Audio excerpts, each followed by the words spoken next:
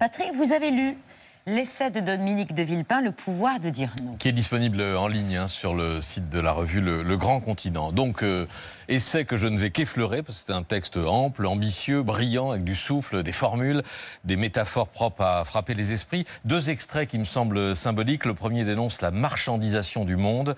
Tout est à vendre, tout est monétisé, le soin, le loisir, la relation, l'intimité même. Le couple devient produit, l'amitié un service, la joie une performance, la vie devient marchandise, vidée de son mystère, privée de sa lenteur.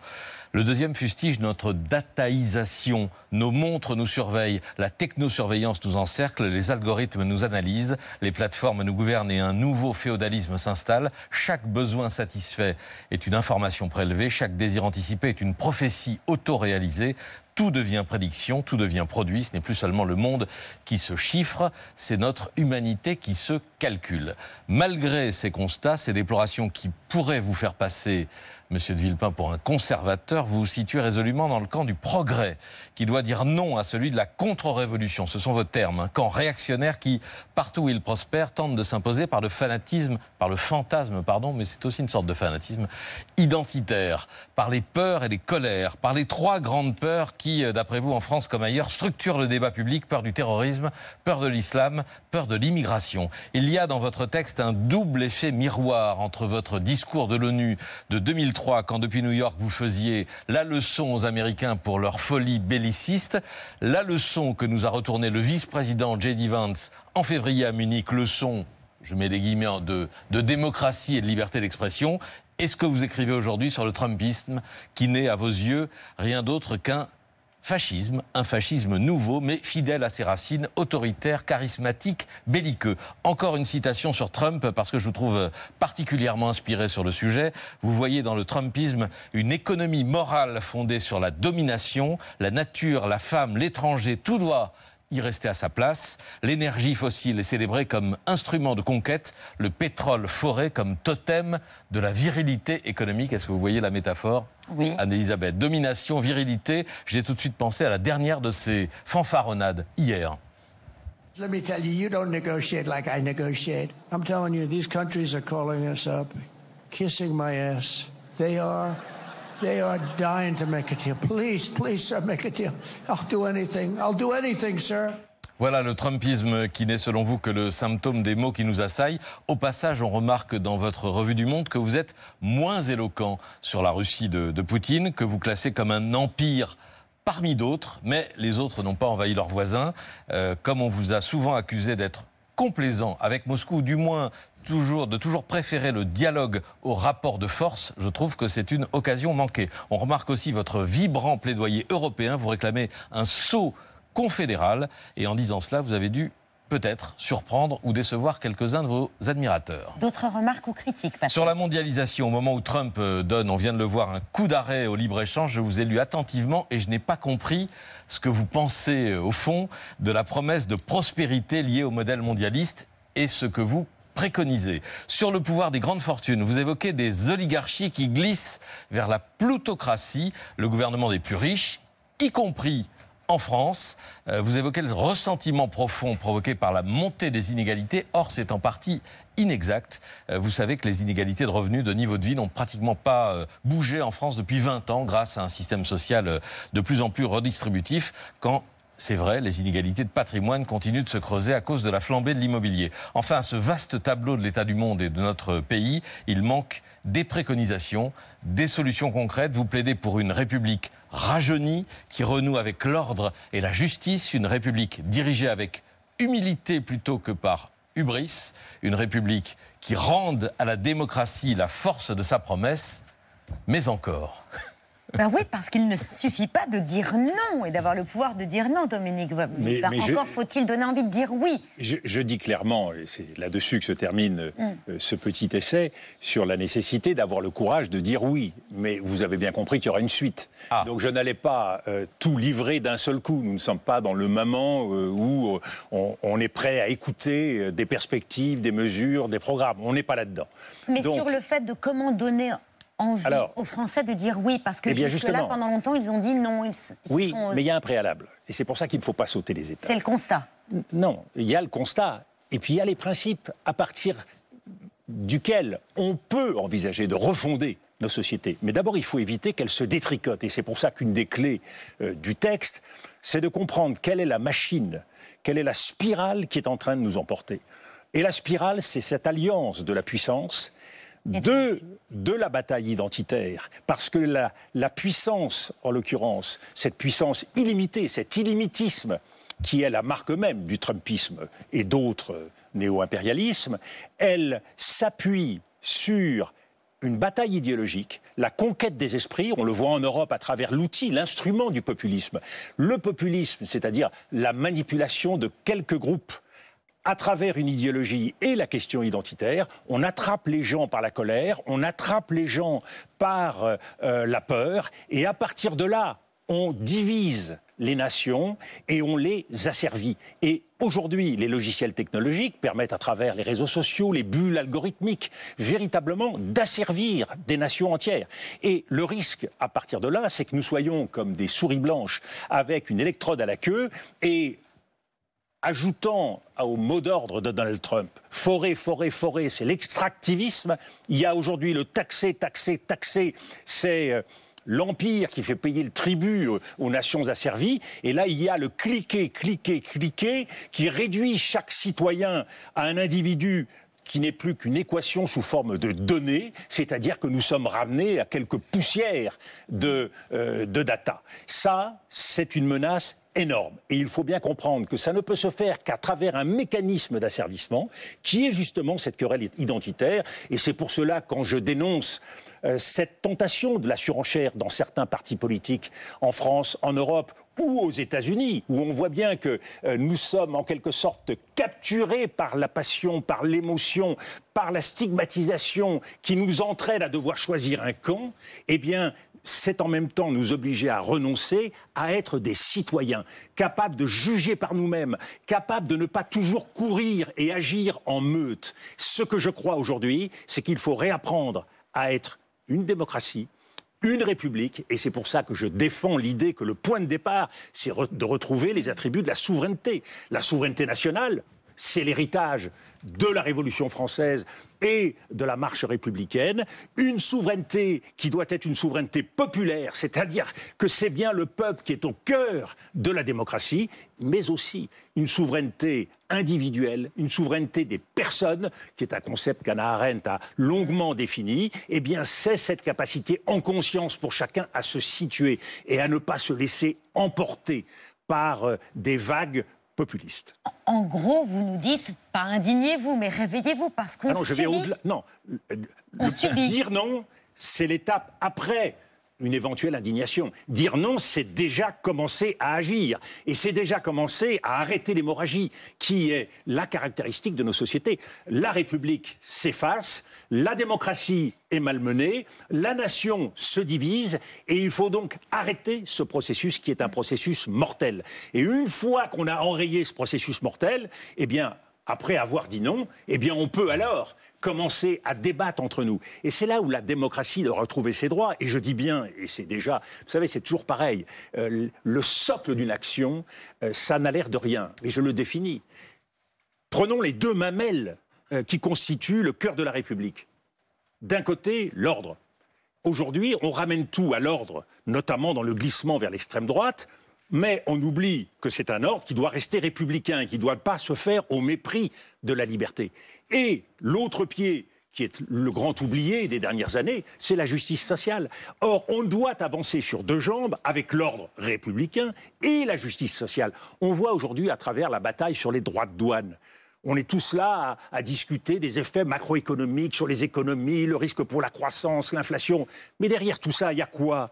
Il y a des viticulteurs des Pays de Loire jusqu'au Bordelais en passant par la Bourgogne. Il y a des travailleurs dans l'automobile et l'aéronautique qui se posent des questions simples. Est-ce que demain j'aurai toujours un emploi ? Est-ce que demain j'aurai à être en travail partiel ? Il y a donc des accompagnements qui sont indispensables. Je n'entends pas aujourd'hui l'État, comme par exemple les Espagnols, me parler d'un bouclier pour protéger l'économie française et les travailleurs français et leur permettre... C'est pas tout à fait ce que nous disait hier Amélie de Montchalin, la ministre des Comptes publics. Elle disait qu'effectivement, ils allaient Montchalin, je l'aime beaucoup, c'est très sympathique. Mais moi, j'aimerais entendre le Premier ministre et le Président de la République. Enfin, c'est quand même... Nous sommes quand même dans un choc. Vous savez que la réplique se fera au niveau européen et donc il y a des discussions au sein des 27. Et évidemment. Et face à ce choc-là, vous voyez bien qu'il faut une volonté. Et la volonté, ça doit être celle du Premier ministre engageant le gouvernement et du Président de la République. On l'a fait pendant le Covid. Est-ce que vous croyez que le choc que nous vivons sur le plan économique, à travers la hausse des tarifs douaniers, il n'est pas aussi puissant que celui que nous avons vécu? Il faudrait un quoi qu'il en coûte, en quelque sorte, pour amortir les effets des taxes. On a vu toutes les limites du quoi qu'il en coûte. Mais j'aimerais au moins que l'État, parce qu'une des grandes causes de la dérive que nous vivons, c'est le sentiment et la vérité de l'impuissance de l'État. Quand vous avez des ministres qui vont sur les 20 heures pour courir et faire la chasse à l'identité, eh bien... on n'a plus le sentiment que les politiques publiques sont en prise. Regardez la dégradation ces dernières années de nos services publics. Eh bien, nous pouvons, par des politiques publiques, enrayer les hémorragies. Et donc, nous avons les moyens d'agir. L'identité, puisque vous y revenez, et c'est central dans votre raisonnement. Comment est-ce qu'on fait pour, à votre avis, pour endiguer cette bataille identitaire, tant que des entrepreneurs de haine mettront cela à l'agenda en priorité, médias comme politiques? Comment voulez-vous contrer cela et courir en sens inverse? Sur ce qui constitue le marché identitaire, vous entendez toujours ceux qui vous expliquent qu'il y a des solutions magiques pour répondre aux problèmes. Les solutions magiques, en gros, c'est le schéma trumpien, il faut déporter. Et dans le fond, tous dehors. Il y en a qui vont même plus loin. Dans ce schéma, on voit bien qu'il n'est pas question de raison, il n'est pas question d'État, il n'est pas question de responsabilité, il n'est pas question de rationalité, il n'est pas question de politique publique. Derrière l'immigration, vous avez 7 à 8 grandes politiques publiques qui ne sont pas activées. Première chose, les gens qui viennent aujourd'hui, les malheureux qui viennent aujourd'hui chez nous, ils viennent très souvent parce qu'il y a des crises, des guerres dans des régions. Le Soudan, l'Éthiopie, le Congo, la Syrie. Est-ce que la diplomatie française s'est fixée pour but d'être partout sur les crises que je viens de mentionner, en initiative? Quand je dis en initiative, c'est pas faire une conférence à Paris, c'est pas forcément faire une conférence là-bas, mais se doter des outils qui permettent d'arrêter ces massacres et ces hémorragies. Donc une grande politique déjà pour bloquer une grande partie des arrivées. Deuxièmement, nous le savons tous, dans ce qui est agité comme moyen magique, il y a cette idée, au QTF, on tord le bras de l'Algérie, des pays du Maghreb, parce que c'est un problème qui se pose bien au-delà de l'Algérie, et vous allez voir ce que vous allez voir. Ben pour le moment, on n'a rien vu. Et pourquoi on n'a rien vu? Parce que l'on sait que la clé, c'est d'être capable, par le dialogue et par l'échange, il y a là certainement un donnant-donnant qui doit être engagé, de convaincre ces États qu'ils ont intérêt à effectivement les reprendre. Le dialogue a été rétabli par Emmanuel Macron avec le président algérien. Quoi de reprendre un dialogue? C'est de tout mettre sur la table. C'est-à-dire de ne pas isoler le sécuritaire du migratoire, le migratoire du mémoriel, le mémoriel du diplomatique à travers la question du Sahara occidental. Ça veut dire qu'il faut prendre la mesure de la complexité et en même temps s'atteler à tout ça. C'est-à-dire qu'il faut faire une chose très simple qu'on a oubliée en France. Il faut gouverner. Et gouverner... On a oublié de gouverner en France. Oui. Là, le gouvernement ne gouverne plus. Mais non. Et les précédents non plus. Mais pourquoi? Parce qu'ils considèrent que la clé de l'action publique, c'est de changer la loi. Mais on a changé la loi combien de fois sur l'immigration et ça n'a rien changé. Ce n'est pas en changeant la loi qu'on gouverne, c'est en appliquant la loi et en se battant point par point pour changer l'ordre des choses. Donc il y a un refus de la politique aujourd'hui de regarder le réel. Ou alors trop de calculs politiciens, non. Trop d'ambition personnelle. On refuse de regarder le réel. Pourquoi ? Parce que c'est difficile de gouverner. Ça demande de l'expérience. Il ne suffit pas d'être depuis 3 mois dans un ministère pour avoir les réponses. Mais vous voulez rajeunir la République. Mais je veux rajeunir la République, mais ça n'empêche pas d'avoir affaire à des gens qui ont la compétence, l'expérience et surtout qui ne cèdent pas à la tentation de tout transformer en polémique. Le ministre de l'Intérieur, je n'ai rien contre lui, mais il l'a reconnu, il a fait un aveu. Il a dit « Ah, toutes les polémiques des 3 derniers mois m'ont servi. » Ben voilà, tout est là. Tout est là. Mais pour parler aux Français, a-t-il dit, pour parler aux Français. Le ministre de l'Intérieur, il n'est pas là pour faire des polémiques. Il est là pour résoudre des problèmes. Mais il n'est pas là pour parler aux Français ? Oui, mais le problème, c'est qui est le ministre de l'Intérieur, qui est le candidat à la présidence des LR, hein. Montrez-moi, je vous montre mes ailes, je suis oiseau, regardez ma queue, je suis rat. Il y a là une dualité, une hybridité qui pose un véritable problème dans un moment de crise, quand on attend d'un homme politique qu'il règle des problèmes. Les hommes politiques sont pas là. Vous opposez l'hubris et l'humilité. Oui, mais j'oppose aussi l'action à la fuite en avant. Vous voyez pourquoi le Rassemblement national est monté toutes ces années? C'est parce qu'on n'a pas fait de politique et qu'on s'est contenté du diagnostic et qu'on s'est disputé à partir de là sur des mesures qui n'ont rien à voir avec ce qui peut réconcilier tout le monde. C'est le réel. Le réel, et croyez-moi, la politique gouvernée, c'est du réel. C'est pas de la spéculation. Quand on vous propose de partir à Saint-Pierre-et-Miquelon, alors même... Laurent Wauquiez. Oui, mais alors même... C'est ça, qui proposait de... Oui, mais de déporter les OQTF à Saint-Pierre-et-Miquelon. On voit bien que c'est d'abord une méconnaissance de la réalité de ce type de problème, mais surtout, c'est croire qu'on peut régler les problèmes en les éloignant. Nos compatriotes de Saint-Pierre-et-Miquelon, c'est des Français comme les autres, et c'est quand même une drôle d'idée dans la République que de les envoyer là-bas. On pourrait les garder à Puy-en-Velay. Pourquoi les envoyer à Saint-Pierre-et-Miquelon? Le climat est peut-être plus défavorable à Saint-Pierre-et-Miquelon. Alors là, vous allez vous fâcher aussi avec Puy-en-Velay. Mais c'est une drôle de conception. Je dis simplement que proposer cela, c'est en quelque sorte donner à voir aux Français, un, qu'on n'est pas très sérieux, deux, qu'on ne croit pas aux vertus de l'action politique. C'est-à-dire qu'en gros, gouverner, ce serait éloigné. Loin de mon regard, le problème se règle. Lui, il ne gouverne pas, il est en bataille. Il est en campagne contre Retailleau, justement, pour la présidence de la LR.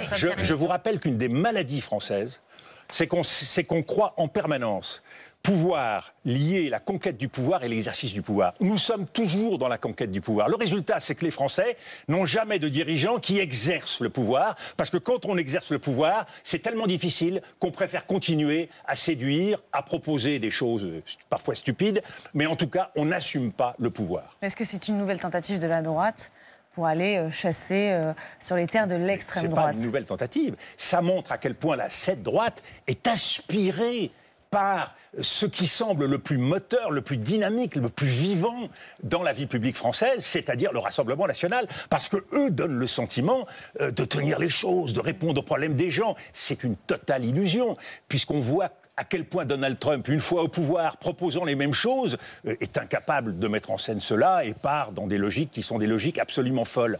Donc, ce n'est pas évidemment la réponse. Alors même qu'au sein des Républicains, puisque j'en connais quand même beaucoup, il y a des gens formidables, il y a des gens respectables, il y a des gens sérieux. Prenez le président de groupe, M. Olivier Marleix, et beaucoup d'autres. Il y a des gens qui se trouvent pris en otage par cette logique suicidaire de fuite en avant qui ne peut conduire la France qu'à renier ce que nous sommes, renier la République, renier la démocratie, renier l'État-nation, puisque la solution qui est proposée, finalement, au bout du compte, c'est de diviser entre les bons et les mauvais Français. On a déjà donné, on a déjà vécu ça, c'est inacceptable. Dominique de Villepin, le mois dernier, plusieurs sondages vous ont placé dans le peloton de tête des personnalités politiques préférées des Français, et il y a quelques mois, en septembre, vous étiez très applaudi à la fête de l'UMA en déplorant qu'Emmanuel Macron n'ait pas proposé Matignon au nouveau Front Populaire. On vous écoute. J'ai dit dès le lendemain du résultat de la dissolution, il y a une force arrivée en tête, il fallait lui donner sa chance.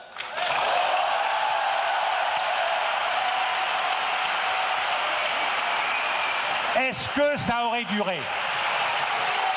Est-ce que le nouveau Front Populaire aurait eu l'audace d'étendre ses lignes pour constituer un gouvernement qui puisse avoir une majorité? Ça, c'était pas au président de la République d'y répondre à la place du nouveau Front Populaire. En 2005, vous deveniez Premier ministre de Jacques Chirac. En 2019, vous faites un triomphe à la fête de l'UMA. Est-ce que c'est vous qui avez changé ou les Français qui vous voient autrement ? Vous savez, les mécanismes de la démocratie et de la République, les mécanismes de la pratique politique, ils n'ont pas changé, eux. Ce que je défends là, c'est un principe. C'est que le mouvement arrivé en tête a vocation à être sollicité par le président de la République, et le président de la République doit lui donner sa chance. Ce que je constate, quelque part, malheureusement, l'histoire me donne raison, c'est que si vous ne faites pas les choses dans l'ordre, eh bien, vous avez quoi ? Le désordre et la confusion. On a déjà eu un certain nombre de premiers ministres depuis. Ils ne tiennent pas. Et n'ayant pas fait les choses dans l'ordre, on ne progresse pas vers ce qui aurait été la seule solution possible. C'est-à-dire la gauche aurait pu tenir davantage Non, mais c'est ce que je dis. Ah oui, c'était juste pour l'extrait. Non, c'était purger l'hypothèse, oui. Mais il s'agit d'aller d'une hypothèse à l'autre. Et à la fin, qu'est-ce qu'on aurait eu ?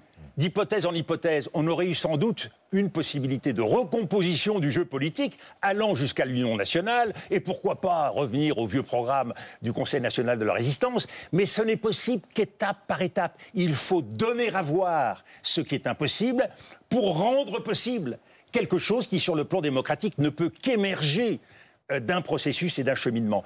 Et le président de la République a voulu à tout prix écarter cette hypothèse. Et le résultat, c'est que nous sommes au milieu de la boue, toujours dans la gadoue, avec des gouvernements qui n'en peuvent pas mais, et c'est les Français qui payent l'addition. Votre popularité, elle pourrait se traduire dans les urnes, Dominique de Villepin ? Alors ça, c'est vous qui êtes journaliste. Moi, c'est pas mon problème. Les sondages disent plutôt que non. Et voilà. Donc, c'est pas nous qui allons déclarer votre candidature à votre place. Non, entre 2,5 et 5%. C'est pas mon sujet.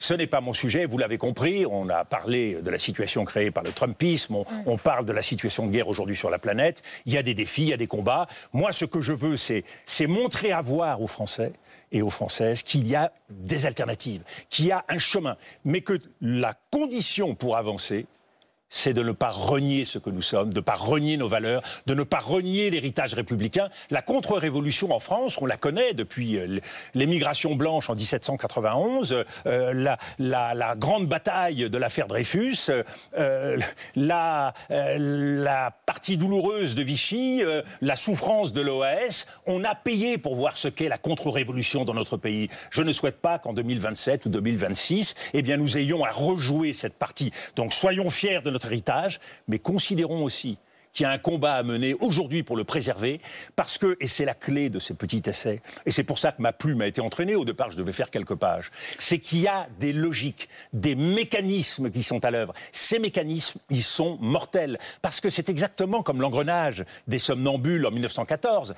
Quand vous avez un certain nombre d'ingrédients, quand vous mettez la colère, plus la peur, plus l'irresponsabilité, plus la lâcheté, vous avez toute une série de conséquences qui se traduisent par ce que les États-Unis connaissent aujourd'hui. Ils n'ont pas été capables, avant l'heure, de constater où ils allaient. Eh bien maintenant, ils y sont. Vous appelez à dire non, à reconquérir le pouvoir de dire non, à un sursaut de l'Europe. L'Europe qui doit trouver une façon de riposter aux taxes de Donald Trump. Non. Le pouvoir de dire non, c'est un sursaut d'abord de nos consciences individuelles. Oui. À chacun, on l'a vu dans des périodes tragiques de l'histoire, ça commence par chacun d'entre nous. Ensuite, de la nation française, parce que je crois que la France a vocation à éclairer le chemin des Européens dans beaucoup de domaines. C'est vrai en matière d'indépendance, de sécurité, de redressement. Donc nous avons cette vocation. Et bien sûr l'Europe, dont je dis qu'elle n'est plus seulement, comme le disait le général de Gaulle, un levier d'Archimède, c'est-à-dire un moyen de nous porter vers le haut, mais en même temps aujourd'hui un bouclier d'Archimède. Voilà, la France qui doit éclairer le chemin que doit prendre l'Europe, notamment sur la question des taxes. Emmanuel Macron a expliqué comment il voulait que l'Europe devait négocier à Mohamed Bouafsi de retour d'Égypte où il était pendant 2 jours. Nous n'avons pas souhaité des tarifs, on n'a pas souhaité aller dans ce sens-là. Donc la responsabilité, le déclencheur, c'est le choix du président Trump. C'est une très mauvaise idée. Moi j'ai quelqu'un qui nous a menacés avec un fusil. J'ai pas peur, nous n'avons pas à avoir peur. Ça peut avoir un impact, parce que nous sommes forts, parce que les États-Unis c'est un marché qui est plus petit que le marché des Européens. Juste, on se fait respecter, on met sur la table ce qui peut être fait, en bon, en mauvais, et on va négocier. Et on lui dit, est-ce que vous voulez avoir ces tarifs en riposte, avec les impacts sur votre économie, et qu'on arrête d'investir chez vous, ou est-ce que vous préférez que tous les investissements que beaucoup de nos groupes sont prêts à faire soient confirmés ?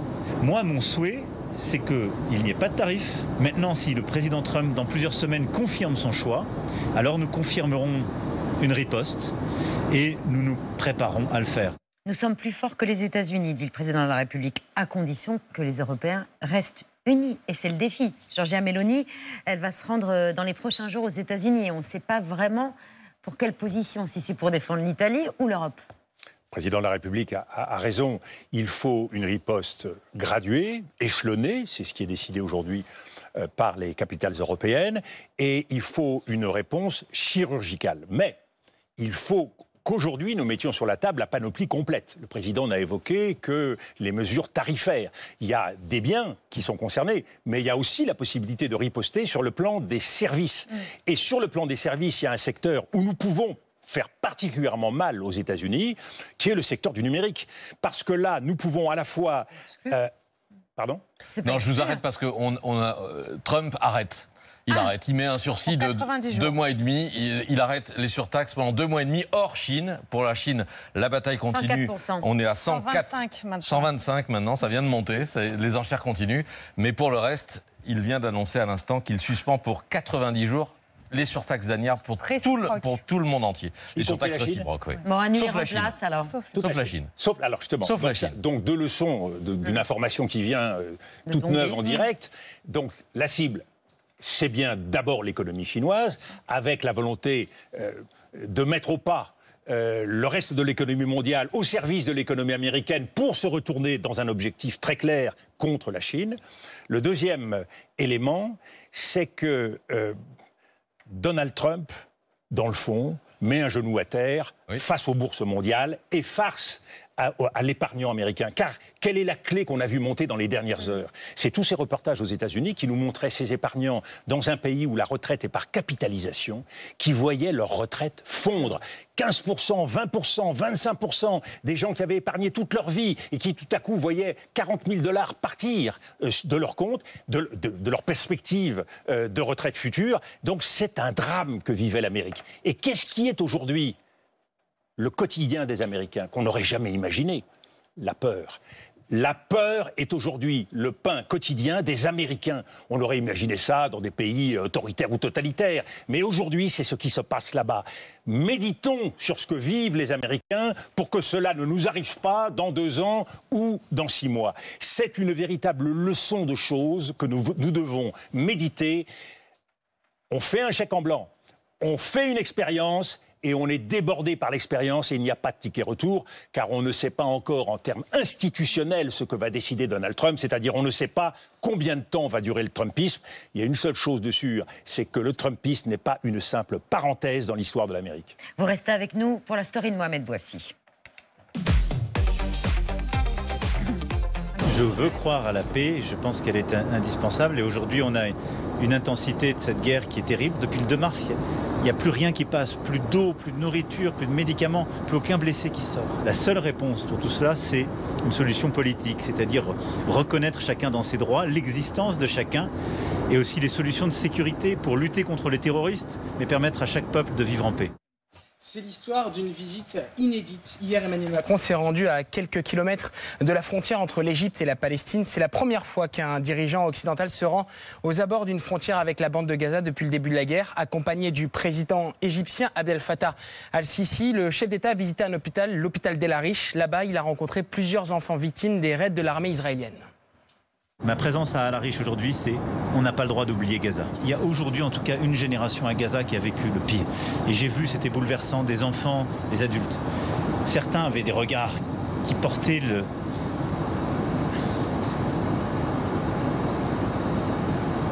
l'au-delà de la douleur. C'est-à-dire quand au fond, vous êtes allé au-delà même de l'humanité, quand vous voulez survivre. Il y avait une jeune femme qui avait était blessée à la colonne vertébrale, qui a été restée dans les décombres de septembre à mars. Son regard n'était pas un regard de douleur. Elle avait perdu tous ses frères et sœurs. Tous. Devant sa belle-mère qui était là, qui avait perdu 5 enfants, petits-enfants. Son regard n'avait plus de douleur. C'était même pas de la rage. Elle voulait revenir sur sa terre.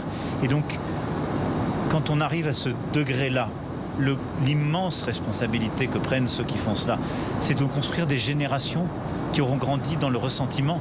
Le président en a profité pour visiter la plateforme humanitaire du Croissant-Rouge. C'est là que sont entreposées des tonnes d'aides venues de France et d'Europe, des stocks périssables bloqués à cause du blocus humanitaire imposé par Israël. Selon le ministère de la Santé du Hamas, près de 1500 civils ont été tués depuis le 18 mars dernier et la reprise des bombardements.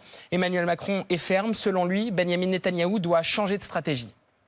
Je fais partie des rares dirigeants qui n'ont jamais cessé de lui parler et qui ont toujours assumé des désaccords profonds. On a d'abord un désaccord là sur l'humanitaire et au fond le rapport à la vie, Mais on a un désaccord stratégique. Je ne pense pas qu'ils servent la sécurité des Israéliens dans la durée en faisant croire que la réponse n'est que sécuritaire.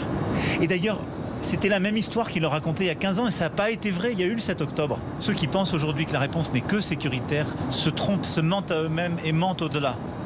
La réponse, elle est politique. Notre rôle, c'est d'être aux côtés de l'humanité. Il faut respecter le Premier ministre israélien, il faut respecter le peuple d'Israël, mais il faut aussi essayer de lui dire à un moment donné ce que vous faites, d'abord, n'est pas conforme au droit international. Ce que vous faites est aussi un crime, et ce n'est pas en fait vos valeurs. Et ce qui est en train d'être fait en votre nom n'est pas votre intérêt. En Égypte, Emmanuel Macron a rencontré son homologue égyptien, le roi Abdallah II de Jordanie. Le chef de l'État s'est aussi entretenu avec le prince héritier d'Arabie Saoudite. Si Emmanuel Macron rejette tout futur rôle du Hamas dans le territoire palestinien, il ne veut pas entendre parler de déplacement de population face au projet inhumain de la Riviera, réaffirmé par Donald Trump. Tous ce matin à l'hôpital, ne marchant pas, ayant perdu les proches, me disaient « je retournerai, c'est ma terre ». Il ne peut pas y avoir de déplacement forcé. On ne va pas refaire des apatrides, on ne va pas refaire des femmes et des hommes qu'on mènera. Non, c'est à nous de savoir construire une solution. Et donc ce n'est pas un sujet d'immobilier. Le simplisme parfois n'aide pas. Et donc moi ce que je fais, c'est que je dis au président Trump, c'est pas vrai, c'est vrai que c'est trop lent tout ça, je comprends ton impatience.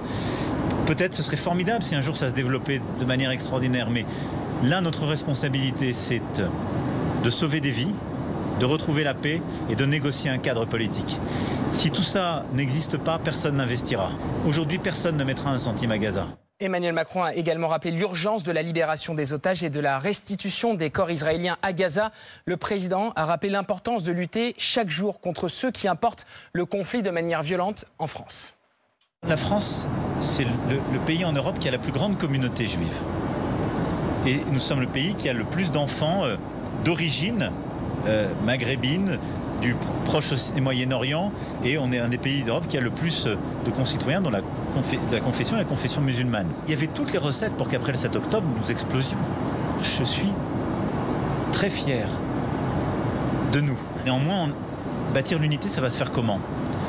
En nous battant contre l'antisémitisme, qui a flambé en France depuis le 7 octobre, parce qu'il y a toute une jeunesse qui, en accédant à la conscience, par les simplifications, les réseaux, l'accélération, les manipulations, pense que être pour Gaza, c'est être contre Israël, et du coup qu'être contre l'existence d'Israël, c'est être contre tous les juifs partout dans le monde. C'est n'importe quoi. Et donc je dis à toute cette jeunesse, regardez vos semblables en France, ce sont des citoyens, des citoyennes, c'est ça notre force, notre unité, c'est la République. C'est le fait qu'on ait des citoyens, des citoyennes. N'essentialisez jamais quelqu'un selon son origine, selon sa religion ou autre. Donc toutes nos jeunes qui sont bouleversés, émus par Gaza, ne cédez pas aux raccourcis, aux bêtises. Vous avez raison d'être indignés, je le suis comme vous. On doit se battre pour la paix. Alors qu'il est poussé par plusieurs dirigeants politiques et experts à reconnaître la Palestine comme 149 autres États, pour la première fois à notre micro, Emmanuel Macron annonce un chemin pour le faire, avec une date à une condition. On se bat pour Gaza, le retour de la paix, de la sécurité, l'humanitaire et une solution politique. On doit aller vers une reconnaissance. Et donc dans les prochains mois, on ira. Et je ne le ferai pas pour l'unité ou faire plaisir à tel ou tel, je le ferai parce que je pense qu'à un moment donné, ce sera juste. Et parce que je veux aussi participer à une dynamique collective, c'est-à-dire qui doit permettre aussi à tous ceux qui défendent la Palestine de reconnaître à leur tour Israël, ce que plusieurs d'entre eux ne font pas, d'être clairs pour lutter contre ceux qui nient le droit d'Israël à exister, ce qui est le cas de l'Iran, et de nous engager sur une sécurité collective de la région. Et notre objectif, c'est quelque part en juin, avec l'Arabie Saoudite, de présider cette conférence où on pourrait finaliser le mouvement de reconnaissance réciproque par plusieurs. Dominique de Villepin, vous traitiez encore le sujet de la reconnaissance de l'État palestinien ce matin. Selon vous, il faut reconnaître l'État palestinien tout de suite, maintenant ?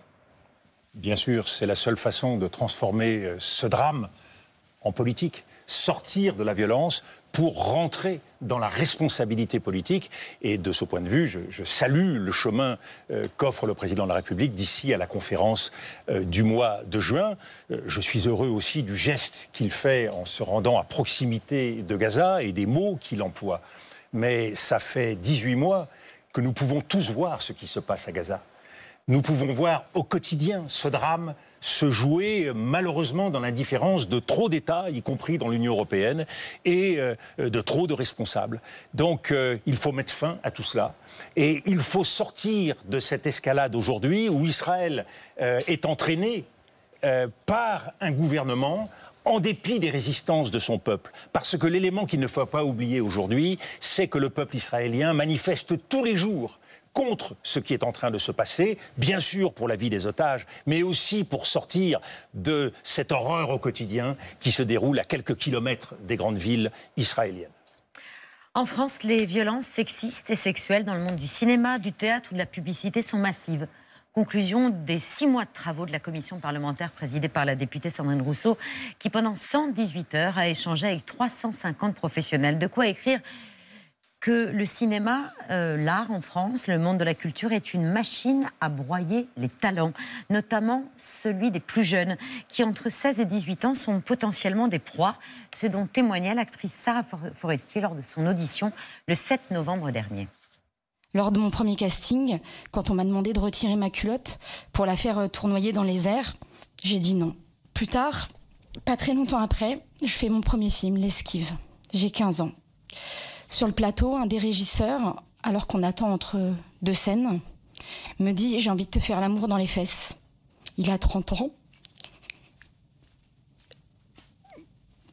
Il a 30 ans, j'ai 15 ans. Bon, je suis choquée et ça a été un non-événement.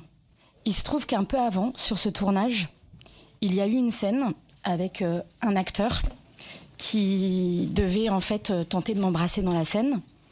Et cet acteur, il s'amusait à cracher par terre avant les prises pour m'humilier. Bon, j'étais mal. J'en ai parlé au réalisateur qui m'a dit de l'ignorer, que c'était juste un petit con. Bonsoir Judith Godrèche, merci de votre présence ce soir à l'occasion de la publication de ce rapport de 313 pages dont les conclusions malheureusement ne vous surprennent pas. Vous saviez, vous avez été la première à solennellement dénoncer ce que vous appeliez le système féodal du cinéma, un témoignage qui a d'ailleurs été à l'origine de cette commission d'enquête. Vous saviez, mais maintenant à l'aune de ce rapport, tout le monde sait. C'est écrit noir sur blanc. Voilà, et c'est juste le tome 1. Et c'est terrifiant. Il y en a 2, il y a 2 tomes comme ça. Est-ce que c'est terrifiant? En tout cas, c'est très impressionnant et important que ce soit écrit noir sur blanc et que ça s'ancre à un endroit qui fait que dans le fond, la parole de celle qui parle ou de ceux qui parlent et on n'a pas le sentiment de se dire, voilà, je parle, mais est-ce qu'on me croit? Et puis ça vient de moi. Et tout à coup, le fait que ça a été en effet porté par cette commission, par les députés. Et c'était ce qui était important pour moi, dans le fond, que ce problème soit pris à bras-le-corps par cette autorité-là, c'est-à-dire par la société, par les élus. Et quand j'ai demandé, souhaité ou appelé de mes voeux cette commission d'enquête, c'est vrai que c'était important pour moi qu'elle s'ancre à cet endroit-là de la société. Ce qui se passe dans le milieu du cinéma est le reflet de ce qui se passe plus généralement dans la société, mais il y a des spécificités, notamment par l'omerta qui s'y exerce beaucoup plus que dans d'autres milieux. Le problème, c'est la précarité et la peur d'être banni. Bien sûr, le problème, c'est la précarité, la peur d'être banni. Le problème aussi, c'est que c'est un travail, un milieu dans lequel, en fait, qui n'est pas considéré comme un travail. C'est-à-dire que c'est vrai qu'on vous dit souvent qu'on fait ce métier par passion, par amour. Et dans le fond, la loi n'entre pas dans le cadre. Et c'est vrai qu'il y a ce pli qu'on prend très jeune. Et d'ailleurs, je ne sais pas exactement comment on le prend et à quel moment. Mais moi, je le lis en moi ou je le vis, et d'ailleurs toujours, ce sentiment qu'on doit absolument donner tout au réalisateur, le don de soi, qui fait qu'on ne veut pas décevoir et que dans le fond, et d'ailleurs Juliette Binoche en parle à un certain endroit aussi, qui est celui du risque physique qu'elle a encouru durant un tournage en étant sous l'eau. Enfin bon, il y a cette espèce de truc de se dire, eh bien on est en plein hiver, mais je me jetterai dans le lac gelé pour te montrer que j'irai au bout de ce rôle, que je suis prête à tout pour participer à cet univers pour plaire au réalisateur, mais pas lui plaire pour le séduire, mais pour participer à un projet. Et en ce qui concerne les intermittents du spectacle, les techniciennes, etc., c'est-à-dire que c'est vrai qu'à partir du moment où on vous dit tu vas travailler avec tel réalisateur que tu admires, cette admiration, elle est réelle, le besoin de travailler, il est réel.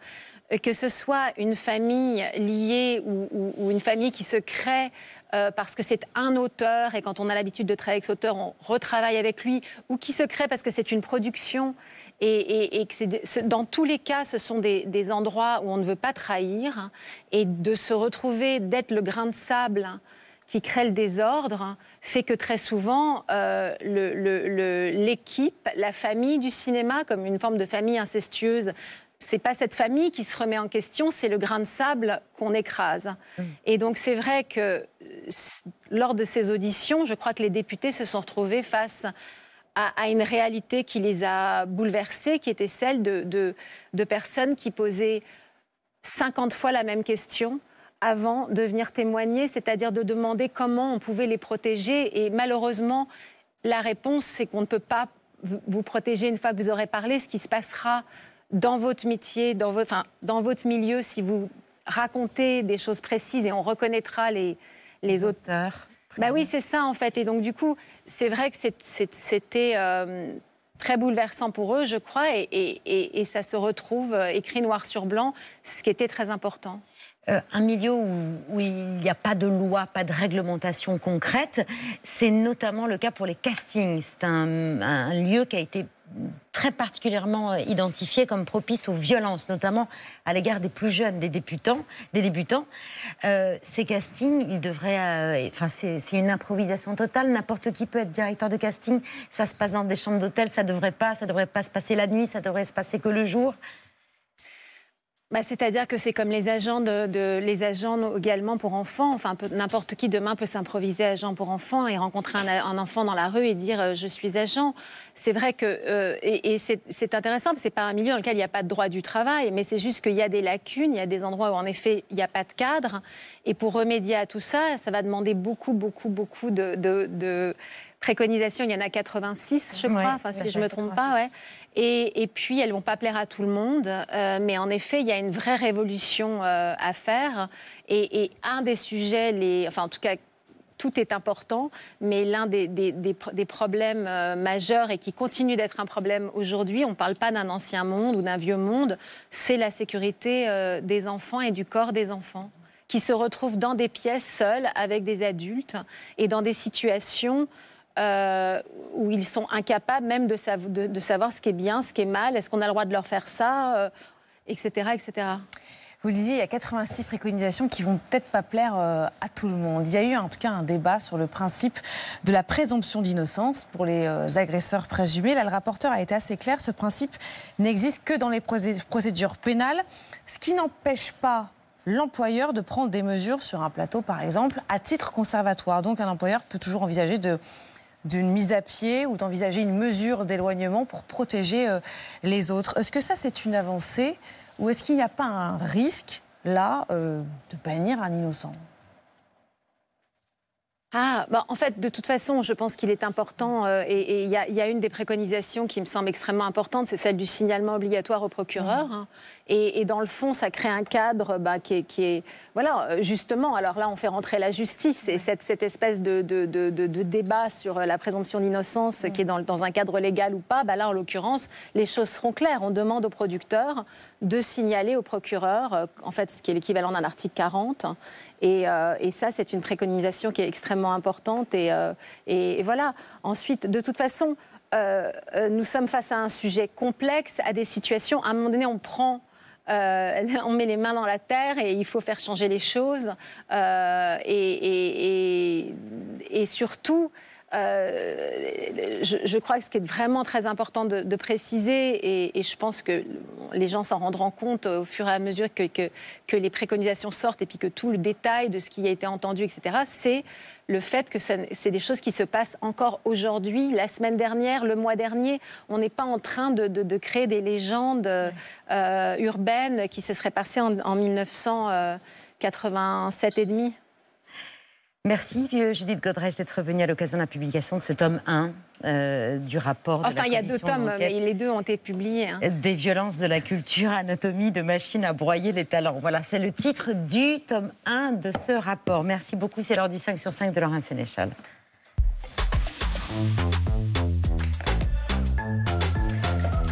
On commence avec les derniers mots de Nicolas Sarkozy à son procès pour corruption. Oui, c'est le soupçon de financement libyen de sa campagne de 2007. Le tribunal se prononcera le 25 septembre. Le parquet a déjà requis 7 ans de prison contre Nicolas Sarkozy, 5 ans d'inéligibilité aussi. À la question hier pour le dernier jour du procès, avez-vous quelque chose à dire ? Nicolas Sarkozy a répondu non pour 2 raisons. Il a d'abord dit « mes avocats ont bien parlé » et surtout il a précisé « le contexte médiatique et politique est détestable. J'aurais eu envie de répondre à un réquisitoire politique et violent », a dit Nicolas Sarkozy. « Je ne le ferai pas, je ne veux rien dire devant votre tribunal qui puisse alimenter cette polémique. » Dominique de Villepin, est-ce que des magistrats peuvent avoir pris des décisions en fonction de leur couleur politique, ou est-ce que vous pensez qu'il faut au contraire les défendre, contrairement à ce que Nicolas Sarkozy et Marine Le Pen d'ailleurs pas Nicolas Sarkozy, pardon. Là, quand il dit qu'un réquisitoire est politique... Il parle des procureurs, pas des juges. Oui. Non, c'est très différent, pardon. Marine Le Pen, c'était ses juges. Mais il parle quand même d'un procureur qui aurait une couleur politique, parquet, qui influencerait son réquisitoire. Les parquets qui ont prononcé les réquisitions, ce ne sont pas les juges qui vont juger Nicolas Sarkozy, pardon. Mais même pour un procureur, on peut dire qu'il est politique et orienté.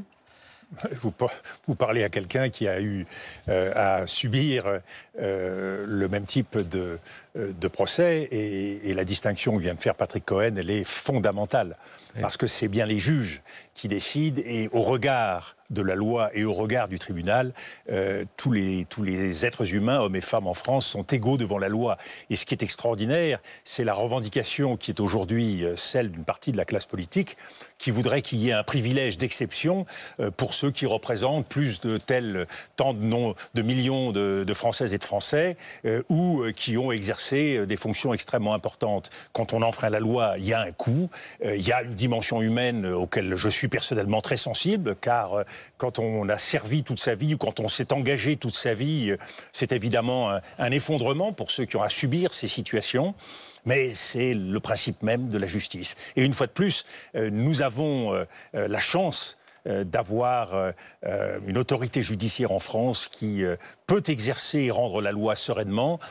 Souhaitons que nous puissions longtemps préserver cet état de droit, parce que c'est ce qui est en jeu dans ces attaques répétées. C'est la remise en cause de l'état de droit qui alors créera une justice à géométrie variable, et ça, ce serait un drame pour tous. Robert Badinter, qui entrera au Panthéon en octobre prochain. L'ancien garde des Sceaux, mort en février 2024, il va rejoindre les grands hommes le 9 octobre, date anniversaire de sa loi de 81, celle de l'abolition de la peine de mort. Demain, grâce à vous, la justice française ne sera plus une justice qui tue. Demain, grâce à vous, il n'y aura plus, pour notre honte commune, des exécutions furtives à l'aube, sous le dais noir, dans les prisons françaises. Demain, les pages sanglantes de notre justice seront tournées. Et on se souvient sur ce plateau de la saine colère de Robert Badinter, c'était en 2022. Mais qu'est-ce que c'est qu'une démocratie, sinon un état de droit qui est respecté par tous? Qu'est-ce que c'est que la violence? Voyons, nous vivons un temps où vous avez toutes les possibilités, mais il y a des évidences. Dans une démocratie, vous avez tous les moyens, toutes les libertés, l'expression, le défilé, la manifestation, le slogan, ce que vous voulez, mais pas la violence physique. C'était en 2020 et c'est toujours d'actualité, Dominique de Villepin. Je signe chaque mot de Robert Badinter, et de ce point de vue-là, quand il rappelle le caractère vital de l'état de droit, qui n'est pas quelque chose qui se négocie, il nous avertit, il nous instruit à travers son exemple d'une leçon essentielle. Merci Dominique de Villepin d'avoir accepté notre invitation. Merci Judith Godrèche. Donc il y a